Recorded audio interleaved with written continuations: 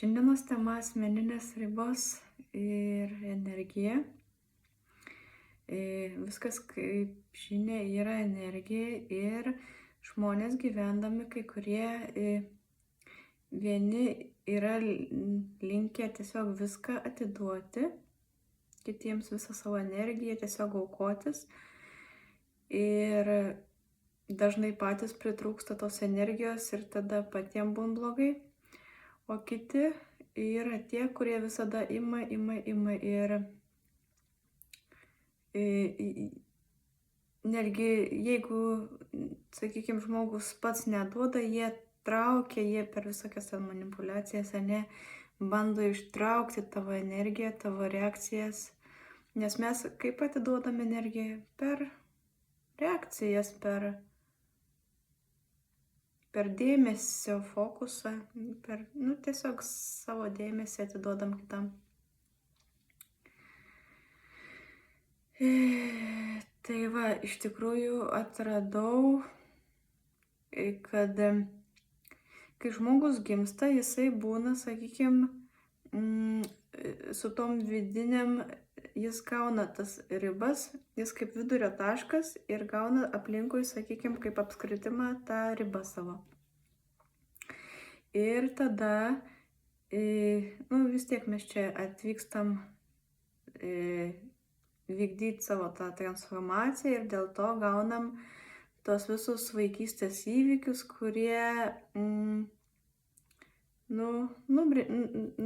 nuima tą visą apskritimą, tą, sakykime, vadinkim, apsaugą aplink tą tašką, ne?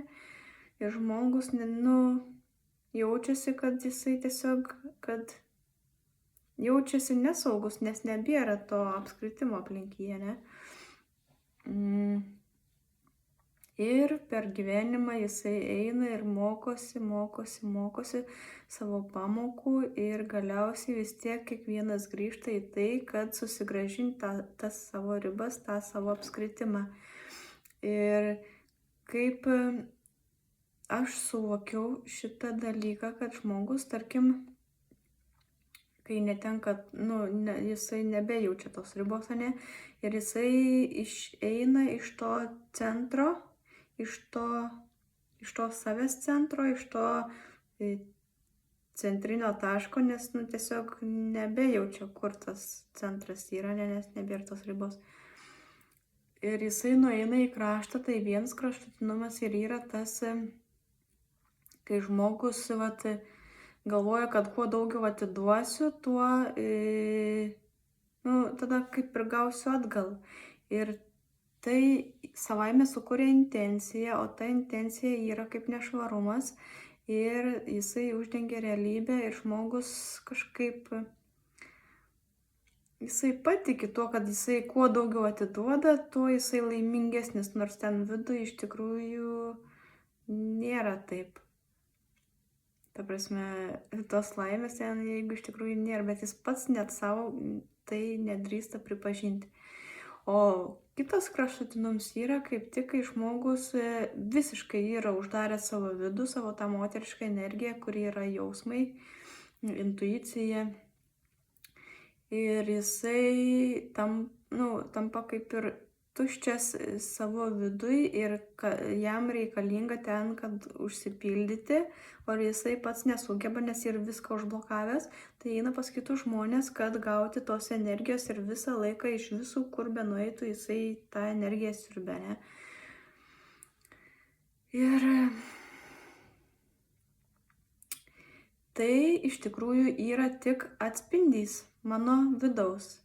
Sakykime, kai aš patenku į šitą visą dinamiką santykio, kur aš esu tas arba vienas, arba kitas taškas, arba tas, kuris ima, arba tas, kuris duoda, Tai aš jau esu toj dinamikoje ir ta dinamika yra sukurta tos visos struktūros, kuri valdo šitą visą erdvę, tą matricą, ar kaip kiti vadina.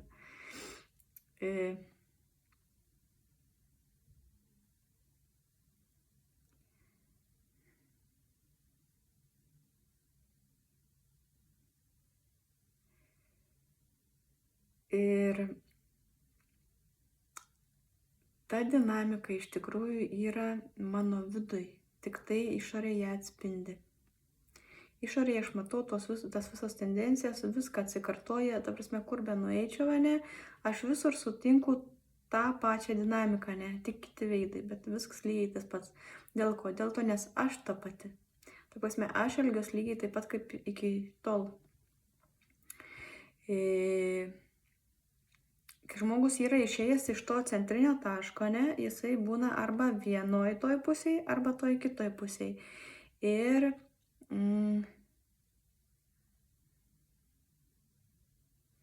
ką reikalinga daryti, kaip susicentruoti, tai visų pirma mokytis priimti tai faktą, kad tos abi dvi dalys, ir ta, kuri atiduoda viską, ir ta, kuri viską pasiima, ką kitas duoda, ne, tą energiją, kad ir tas duodantis, ir tas imantis yra mano viduj.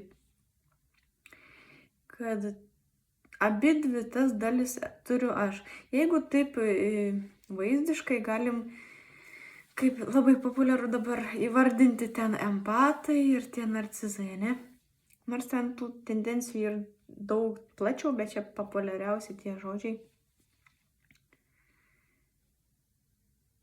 Tai, sakykime, tas empatas ir tas narcizas yra mano viduj, abi tos struktūros, pavadinkim, jos yra mano viduj. Ir kaip aš turiu išmokti jas priimti. Visų pirma, grįžti į savo centrą. Tas centras yra toks visiškas atsipalaidavimas ir lengvumas. Bet tas lengvumas ir atsipalaidavimas nėra per tai, kad aš dedu pastangas, kad tas emocijas, kad tas būsenas išjausti ir tada naudoju tai kaip apsisaugojimo priemonę. Ne, visiškai atsipalaiduoju ir leidžiu gyvenimui būti tokiam, koks jis yra, kad ir kas ateit, kad ir kokie žmonės, kad ir kokie įvykiai, aš tiesiog esu tam lengvume ir viskas. Ta prasme, ir tai savaime sucentruoja centrą, nes aš tampu savo centru ir, tarkim, išoriniai įvykiai arba žmonės, kai bando atkreipdėmės kažkaip per tas manipulacijas ir panašiai, tai tampa vis tiek kaip šone.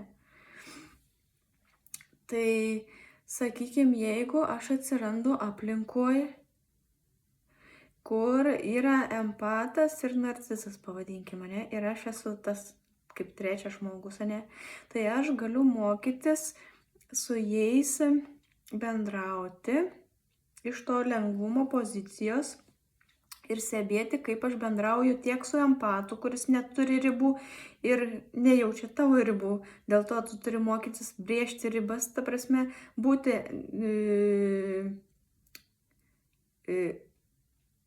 ryšyje tame, ta prasme, bet labai svarbu mokytis tas ribas išlaikyti ir nenuleisti jų, kaip sakant, O su kita pusė, su kitu žmogum turi mokytis ne tik tų griežtų ribų, kurias esi išmokęs su juo jau, bet ir neužsiblokuoti, vis tiek išliktame ryšyje ir savotiškai neužsidaryti nuo to žmogaus. Nes tas stebėjimas, kaip aš bendrauju tiek su tuo žmogum, tiek su tuo žmogum, man duoda suvokimą, kaip aš bendrauju su tom dviem savo dalim, savo viduj. Ta prasme, tai yra kaip atspindys ir aš tai galiu stebėti per išorę, per išorinius to žmonės.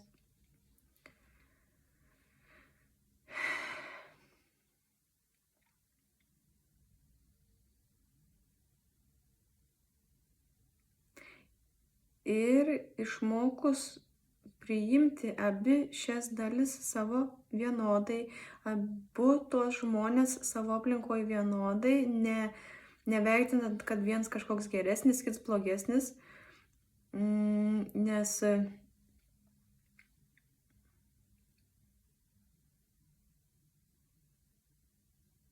jie iš tikrųjų yra buvo sukurti vaikystėje kaip apsaugos priemonė, kaip apsauga nuo aplinkos, ne aplinkos poveikių. Tai jos abidvi yra apsauginės funkcijos, kurias tiesiog reikia savy išmokti priimti, nes jos susikūrė, nes tai irgi yra mano kelio dalis ir išmokti jas įvaldyti, ne, ir tiesiog jas priimti.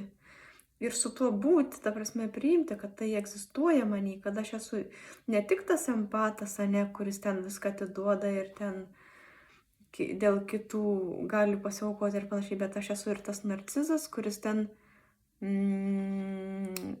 yra tuščias viduje, ne? Kai aš esu trūkume, aš esu visiškai tas, kuris siurbia energiją, net nesąmoningai, aš galiu tiesiog eiti gatvę ir būti toj trūkumo pozicijoje ir tada tiesiog savaime iš aplinkinių žmonių eina energija man, nes ten ir trūkuma. Ta prasme, su aplinka susilygiuoja. O kai aš, sakykime, esu tas atiduodantis, kad tai irgi savaime praeinantys žmonės arba aplinkiniai žmonės, jie savaime sugeria tą mano energiją, ne? O kai esi susicentravęs į savo centrą, tiesiog būni savy, savo kūne, eini ir jauties visiškai pilnas, visiškai gerai savyje, ne? Tai savaime ne tai, kad aplinka kažkaip veikia, o tu pradedi veikti aplinką. Ta prasme, tavo aplinka pradeda kurtis pagal tavo vidinę būseną. Jeigu tu ten visas užsipildęs, tai savaime net aplinka persiformuoja. Net jeigu, tarkim, kokia konkretesnė vieta kaip darbas, ne, jeigu aš esu visiškai užsipildžius ir tokiam, tiesiog savo įprastoj lengvumo būsenoje, ne, tai tiesiog prie manęs ateinantis žmogus, savaime jisai neutralizuojasi jo elgesys, jeigu jisai ten koksai turi daug tų tendencijų visokių bendravimo, tai kaip manipuliacijos ten ar dar kažkokie pykčiai, ar dar kažkas, tai jisai savaime nurimsta prie tavo energijos, ne? Tiesiog taip veikia šitie dalykai. Tai vat pasidalinau turbūt pilnai, ką norėjau. Viskas.